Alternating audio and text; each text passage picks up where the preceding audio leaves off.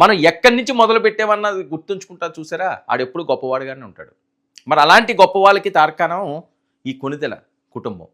Nandikotkur MLA Jayasurya అభ్యర్థన మేరకండి ఆ ఊరి రూపురేఖలు మార్చాలని కంకణం కట్టుకున్నాడు డిప్యూటీ సీఎం.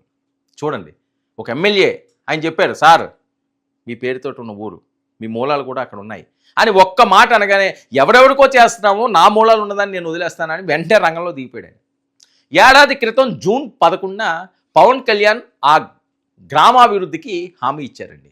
జూన్ 11న రాజకీయాల్లో హామీలు ఇవ్వడం చాలా సహజం, కానీ వాటిని తక్షణం అమలు చేయడం చాలా అరుదు. ఆ అరుదైన కార్యక్రమాలకు care of address Konidela Pawan Kalyan అనడంలో ఎటువంటి సందేహం లేదంటున్నారు నెటిజన్లు. మరి పవన్ కళ్యాణ్ మాత్రం తన సొంత నిధుల నుంచి ఏకంగా 50 లక్షల రూపాయలు విరాళంగా ప్రకటించి అందరినీ ఆశ్చర్యపరిచాడు. ఇప్పుడు ఆయన డిప్యూటీ సీఎం, ఒక్క సంతకం పెడితే చాలు, ఒక్క ఫోన్ చేస్తే చాలు, వాళ్ళకి రిలీజ్ చేయండి అయ్యా అంటేనే. ఆయన అలా చేయడు. ఆయనలో ఉన్న గొప్పతనం అదే. పవన్ కళ్యాణ్ ఎందుకు ఇంతమంది కోట్లాది మంది ఒక దేవుడిలా కొలుస్తారు అంటే, ఆరాధిస్తారు అంటే అది సామాన్యమైన విషయం కాదు. అది అందరికీ లభించే అంశం కాదు. చాలా తక్కువ మందికి అరుదైన అవకాశం అండి.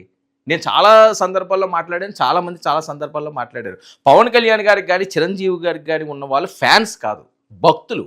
ఎందుకంటే వాళ్ళు దేవుళ్ళ చూస్తారు, వీళ్ళని ఆరాధిస్తారు, రోజు పూజిస్తారు. వాళ్ళు అదే పని. వాళ్ళు దినచర్యలు ఏదున్నప్పుడుగా సరే వీళ్ళని ఒకసారి తలుచుకుంటే ఆ కార్యక్రమం మొదలు పెడతారట చాలా కుటుంబాల్లో. సో అది ఎంతమందికి సాధ్యం అవుతుంది?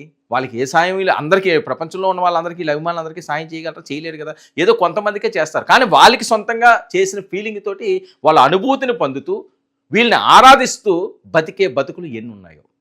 ప్రభుత్వ నిధుల కోసం చూడకుండా తన కష్టార్జితాన్ని ఊరి బాగు కోసం వెచ్చించి మరోసారి రియల్ హీరో అనిపించుకున్న పవన్ కళ్యాణ్.